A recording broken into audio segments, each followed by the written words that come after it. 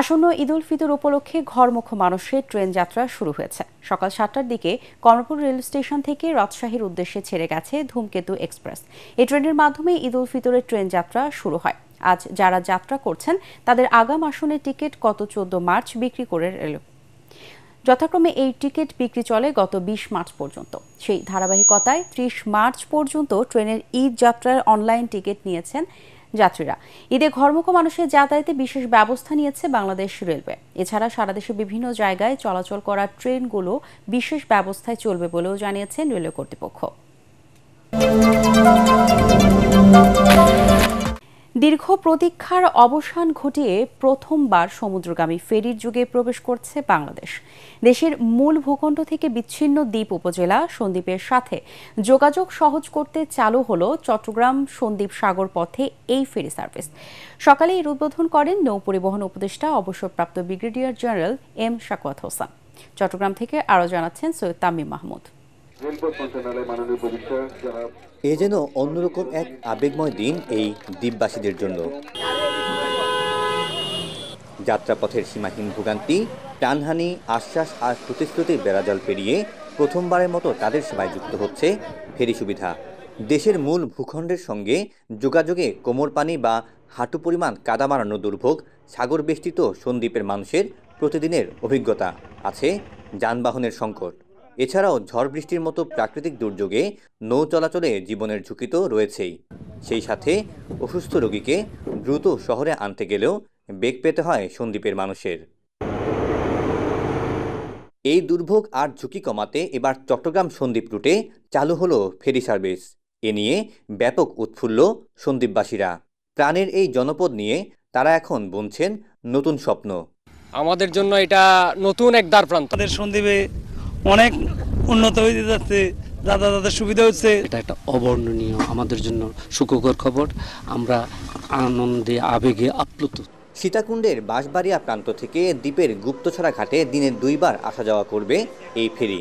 পারাপারে যাত্রীপ্রতি ভাড়া আসনভেদে 80 থেকে 100 টাকা।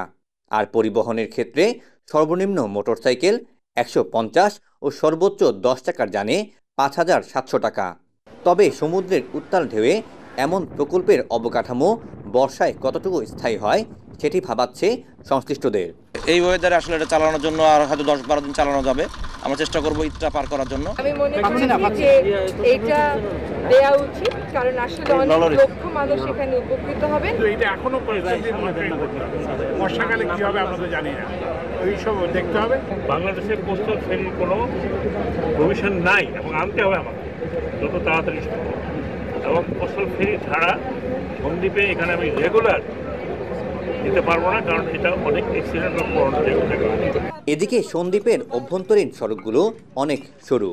ফেরি চালুর পর এসব সড়কে পরিবহনের চাপ আরও বাড়বে। তাই এই দিকেও নজর দেওয়ার কথা বলছেন সন্দ্বীপবাসী। যে পরিমাণে যানবাহনগুলো আসবে ওগুলোর জন্য আমাদের আগে রোডগুলো প্রশস্ত করতে হবে। ভিতরে আমাদের ডাবল কোনো রোড নাই। সীতাকুণ্ডের বাঁশবাড়িয়া থেকে নৌ রুটে সন্দ্বীপের দূরত্ব 16.5 কিলোমিটার। এই দূরত্ব পাড়ি দিতে ফেরির সময় লাগবে প্রায় 1.5 ঘন্টা। সৈয়দ তামিম মাহমুদ, এটিএন বাংলা, চট্টগ্রাম।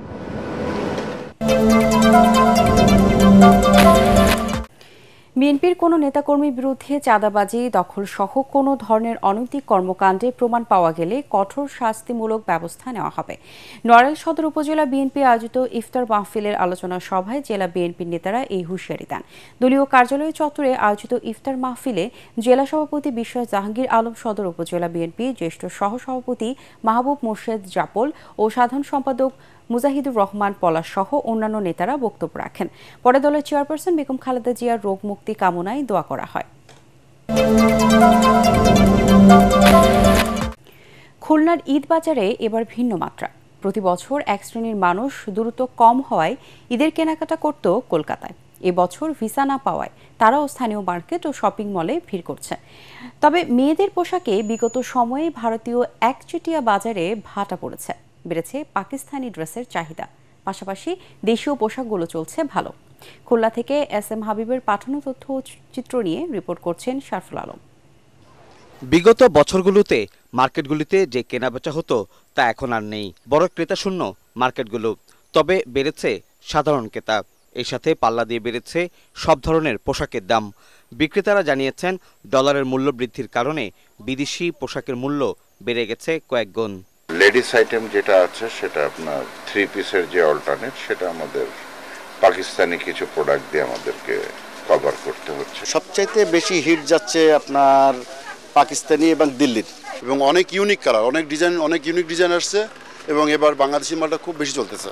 যে কাস্টমার আছে তাদের চাহিদা মেটাতে পারছি না, কারণ আমরা সেভাবে কোনো কালেকশন প্রোডাকশন পাচ্ছি না। এদিকে ভারতীয় পোশাক দীর্ঘদিনের একচেটিয়া ঈদের বাজার নিয়ন্ত্রণ করলেও এবার তা হারিয়েছে। এবার মেয়েদের পছন্দের তালিকা শীর্ষে রয়েছে পাকিস্তানি পোশাক। পাশাপাশি দেশি পোশাকের চাহিদাও বেড়েছে, একই সাথে বেড়েছে দামও। দাম তো আকাশ ছোঁয়া, বাজেট যেটা নিয়ে আসি আসলে ওইটার মধ্যে সম্ভব হচ্ছে না। টপস কিনছি একটা, আর একটা আছে জিন্স কিনছি। কোনো কিছু এখনো পাইনি, যদি পাই তাহলে কেনার চেষ্টা করব। বছরে বছরে বাড়ে, দামে একটু বেশি। গতবারের থেকে আবার দাম তুলনামূলক একটু বেশি, তবে তাও ঠিক আছে, কেনা যাচ্ছে। জুতো কাপড় কিনলাম তো, জুতো কেনা হয়েছে, আর কিছু কেনা হয়নি। এটা করতে আসছি, দেখতেছি ঘুরে ফিরে, পছন্দ হলে নিয়ে যাব। অনেক ফ্যাশন হাউসে নানাভাবে প্রচারণা চালিয়ে দিচ্ছে ডিসকাউন্টের ঘোষণা। ছেলেদের পোশাকে এবার চায়না বড় জায়গা করে নিয়েছে। তবে গজ কাপড় বিক্রি তেমন না হওয়ায় এবার টেইলার্সের কারিগরগুলো অলস সময় কাটাচ্ছেন। Bureau report, ATN Bangla.